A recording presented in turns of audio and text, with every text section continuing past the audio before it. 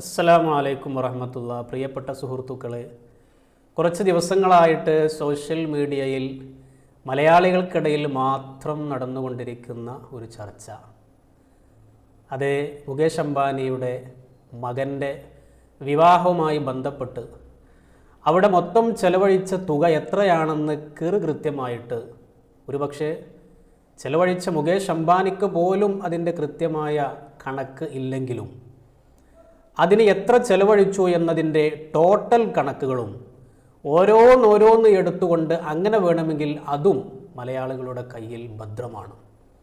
അഥവാ ടോട്ടൽ ചെലവഴിച്ച തുക എന്ന് പറയുന്നത് 5000 കോടിയാണെങ്കിൽ അതിൽ അദ്ദേഹത്തിൻ്റെ മകൻ വരൻ ധരിച്ചിരിക്കുന്ന വസ്ത്രത്തിൻ്റെ വില എത്രയാണ്, അതുപോലെ തന്നെ ചെരുപ്പിൻ്റെ വില എത്രയാണ്, വാച്ചിൻ്റെ വില എത്രയാണ്, വന്നിറങ്ങിയ കാറിൻ്റെ വില എത്രയാണ്, മരുമകൾ ധരിച്ചിരിക്കുന്ന വസ്ത്രത്തിൻ്റെ വില എത്രയാണ് എന്നു വേണ്ട, ധരിച്ചിരിക്കുന്ന അടിവസ്ത്രത്തിൻ്റെ വില പോലും അതിൻ്റെ കൃത്യമായ കണക്ക് പോലും നമ്മുടെ മലയാളികളുടെ കയ്യിലുണ്ട് എന്നൊരു വസ്തുത നമ്മൾ മനസ്സിലാക്കുക. മലയാളികൾ, പ്രബുദ്ധ മലയാളികൾ എന്ന് പറയുന്നതിന് 100% നീതി പുലർത്തിയിട്ടുണ്ട് ആ വിഷയത്തിൽ.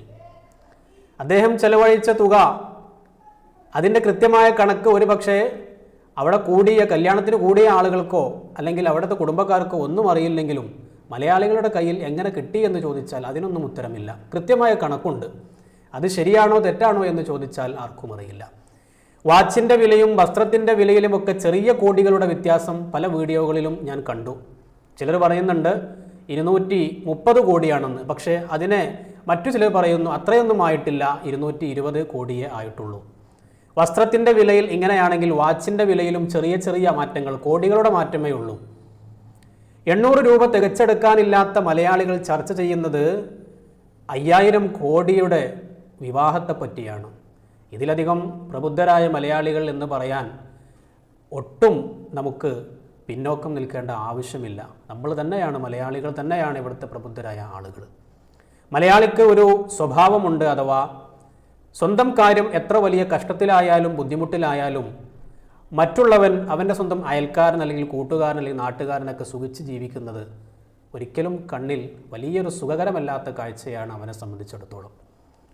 അതുകൊണ്ട് തന്നെയാണ് ഒരു മലയാളി തൻ്റെ കൂട്ടുകാരനെ കാണുന്ന സമയത്ത് ചോദിക്കാറുണ്ട്, അല്ലയോ കൂട്ടുകാരൻ, എന്തൊക്കെയാണ്, സുഖം തന്നെയാണോ? അപ്പോൾ ചോദിക്കുന്നവൻ്റെ മനസ്സറിഞ്ഞുകൊണ്ട് തന്നെയാണ് ചോദിക്കപ്പെട്ട വ്യക്തി മറുപടി കൊടുക്കുന്നത്, വലിയ സുഖമൊന്നുമില്ല, അങ്ങനെയൊക്കെ തട്ടിമുട്ടി പോകുന്നു. ഒരു പക്ഷേ നല്ല രീതിയിൽ തന്നെ അവൻ്റെ ജീവിതം മുന്നോട്ട് പോകുന്നുണ്ടെങ്കിൽ പോലും മറുപടി കൊടുക്കുന്നത് ഈ രൂപത്തിലായത് എന്തുകൊണ്ടാണ് നമ്മൾ പലപ്പോഴും ചിന്തിക്കാറുണ്ട്. മറ്റൊന്നും കൊണ്ടല്ല, എന്നോട് ചോദിക്കുന്ന വ്യക്തിക്ക് ഞാൻ അദ്ദേഹത്തിൻ്റെ എൻ്റെ സുഖം, എൻ്റെ ജീവിതം വളരെ റാഹത്തിലാണ്, സന്തോഷത്തിലാണ് പോകുന്നതെന്ന് അറിഞ്ഞാൽ അവൻ്റെ മനസ്സത് വിഷമിക്കും. അവനക്കത് കേൾക്കുമ്പോൾ ഒരു പ്രയാസം വരും, അവൻ്റെ ഉള്ളിൽ അതുകൊണ്ടൊരു അസൂയ വരും. അതുണ്ടാകാൻ പാടില്ല.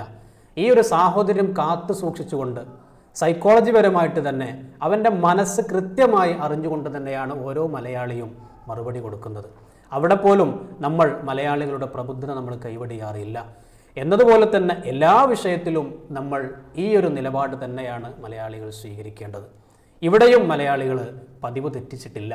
അംബാനിയുടെ മകൻ്റെ വിവാഹ സംബന്ധമായിട്ടുള്ള എല്ലാ കണക്കുകളും അംബാനിക്ക് അറിയില്ലെങ്കിൽ കേരളത്തിലേക്ക് വന്നോളൂ. ഇവിടുത്തെ മാധ്യമപ്രവർത്തകരും ഇവിടുത്തെ സാധാരണക്കാർക്ക് വരെ അംബാനിയുടെ മകൻ്റെ കൃത്യമായ വിവാഹ ചെലവിൻ്റെ കണക്കുകളും ചെലവുകളുമെല്ലാം, വരവും ചിലവും കൃത്യമായിട്ട് മലയാളികളുടെ കയ്യിലുണ്ട്. അംബാനി, ഇങ്ങോട്ട് പോന്നോളൂ, മലയാളികളുടെ അടുത്തേക്ക് പോന്നോളൂ. നിങ്ങൾക്കിനി കോടികൾ ഒക്കെ കണക്ക് കൂട്ടി എഴുതി വെച്ച് അതിൻ്റെയൊക്കെ മൊത്തം കാൽക്കുലേറ്റ് ചെയ്യാൻ ബുദ്ധിമുട്ടാണെങ്കിൽ നിങ്ങൾ ഒന്നുകൊണ്ടും വിഷമിക്കേണ്ടതില്ല. കേരളത്തിലേക്ക് പോന്നോളൂ. മലയാളികളുടെ കയ്യിൽ അതിൻ്റെ എല്ലാം കൃത്യമായ കണക്കുകൾ ഏത് സാധാരണക്കാരൻ്റെ കയ്യിലും നിങ്ങൾക്ക് ലഭ്യമാണ് എന്ന് നിങ്ങൾ പ്രത്യേകം മനസ്സിലാക്കുക. അസ്സലാമു അലൈക്കും വറഹ്മത്തുള്ളാഹി.